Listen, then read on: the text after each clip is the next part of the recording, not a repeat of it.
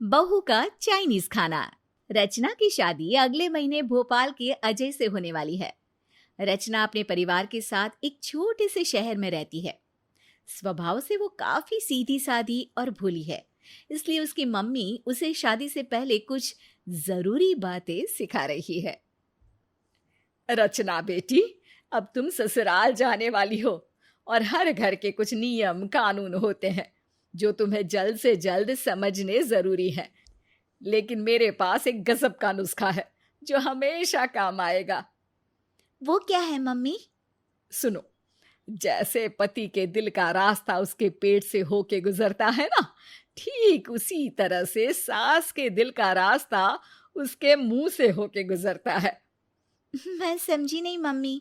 अरे मेरी भोली बेटी, मेरा मतलब यह है कि सास जो कुछ भी बोले वो बिना कोई सवाल किए मान लेना।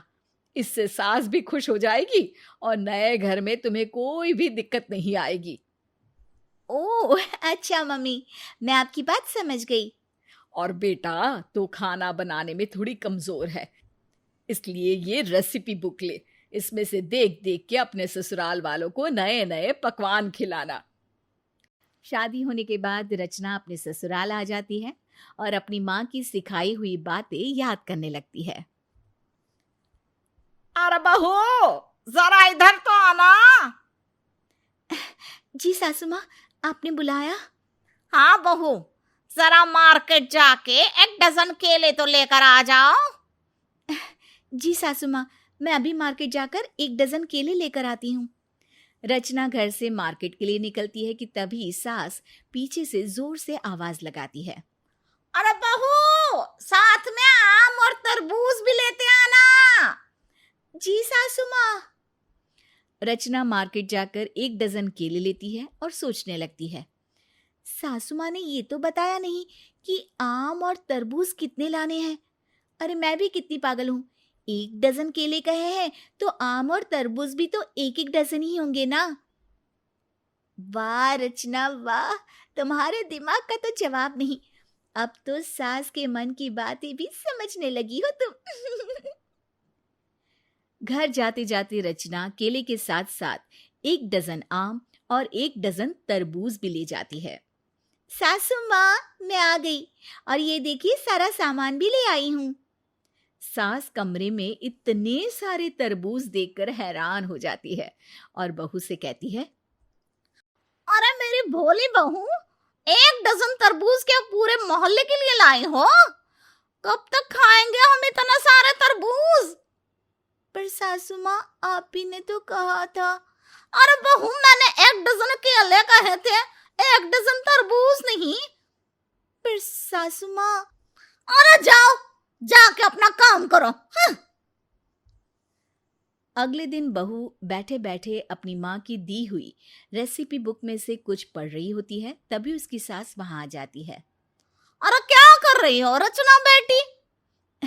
कुछ नहीं सासू माँ, सोचा आज कुछ नई डिश बनाऊं, इसलिए रेसिपी बुक पढ़ रही थी।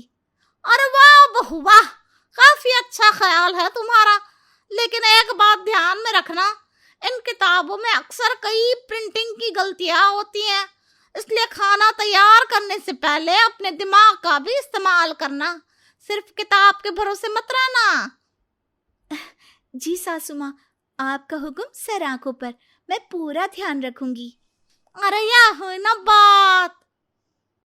अगले दिन रचना का पति उसकी माँ के सामने कहता है, माँ, मैं सोच रहा था कि रचना को भी अपने ऑफिस में जॉब पर लगवा दूं। तुम्हें तो पता ही है महंगाई कितनी बढ़ गई है, दोनों कमाएंगे तो अच्छे से रह पाएंगे। हाँ बेटा, बहुत सही सोचा है तूने। वैसे भी बहू पढ़ी लिखी है, तो अपने बॉस से बात करके इसकी नौकरी लगवा दे। रचना, तुमको कोई दिक्कत तो नहीं है ना बेटा? नहीं नहीं सासू माँ, आपने कहा तो मैं कैसे मना कर सकती हूँ। आप जो कहेंगी मुझे वो मंजूर है। अब तो ठीक है, मैं कल बॉस को अपने घर खाने पर बुलाता हूँ। रचना के हाथ का खाना खाएंगे तो इम्प्रेस होकर तुरंत मान भी जाएंगे। अगले दिन सास अपनी बहू से कहती है, और बहू, क्या सोचा है फिर? आज क्या बनाओगी तुम? सासू माँ, मेरी तो कुछ समझ में नहीं आ रहा, आप ही कुछ बताइए ना। बहू, मैं तो कहती हूँ कुछ एक्सोटिक सा बनाओ जिसे चखते ही अमित के बॉस खुश हो जाए। सही कहा आपने सासू माँ, मैं आज कुछ एक्सोटिक ही बनाऊंगी। रचना किचन में जाकर रेसिपी बुक में देखकर कुछ सोचती है। चलो आज तो चाइनीज बनाऊंगी, खुश हो जाएंगे सब। और रचना बुक में से देख देखकर चाइनीज बनाना शुरू करती है। ये डाला सोया सॉस और ये चिली सॉस, शिमला मिर्ची 100 ग्राम और ये आखिर में 2 चम्मच नमक। हो गया चाइनीज तैयार।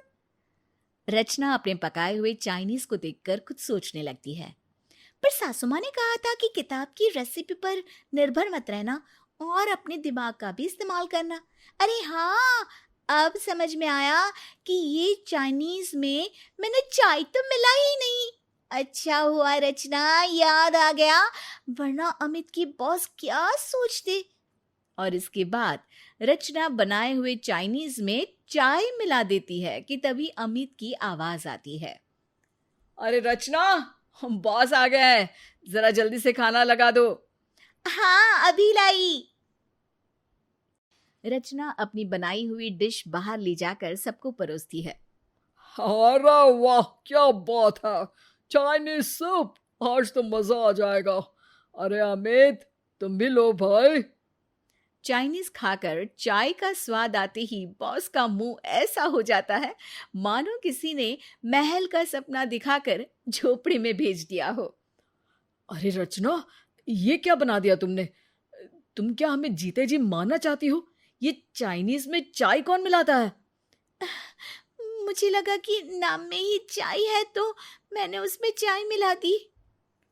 अच्छा हुआ फिर तो तुमने हमें इटालियन खाना नहीं खिलाया, वरना तुम तो खाने में ईंटें ही मिला देती। बॉस की बातें सुनकर सब लोग हंसने लगते हैं। अरे बहू को माफ कर दीजिए, बेचारी थोड़ी भोली है तो कभी कभी ऐसी गलतियां कर देती है। आप ना इसे काम पर रखिएगा, हाँ प्लीज। और भाभी जी, आप चिंता मत कीजिए, मैं तो रचना के स्वभाव से खुश हो गया हूँ। आखिर हम ऐसे लोगों को ही तो ढूंढते हैं जो हमारे साथ कभी धोखा ना करे और अपना समझकर काम करे। और वो कहते हैं ना कि काम तो कोई भी सीख सकता है, लेकिन ईमानदारी और भोलापन वो तो अंदर से ही आता है। रचना, कल से तुम भी अमित के साथ काम पर आ जाना। Thank you sir. लेकिन हाँ, एक बात का ध्यान रखना, मेरे लिए फिर कभी खाना मत बना कर लाना। बॉस की बात सुनकर दोबारा सब हंसने लग जाते हैं और इस तरह से भोली भाली रचना शेफ बनते बनते अपने पति के साथ नौकरी करने लगती है।